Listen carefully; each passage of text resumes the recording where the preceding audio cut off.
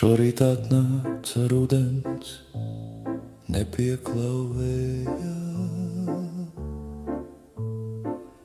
nepajautāja, vai ir šalle un tēja. Viņu neinteresēja, vai ir noslēgti rēķini ar vasaru, asaru, vai tās aiziešana neraisīs asaru.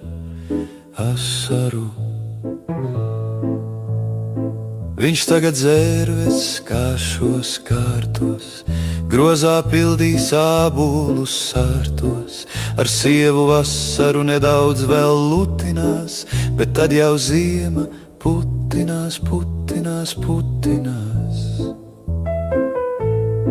Viņš tagad zērves kāšos kārtos, grozā pildīs ābolus sārtos, ar kādu dienu vasarīgu vēl nedaudz lutinās, bet tad jau ziema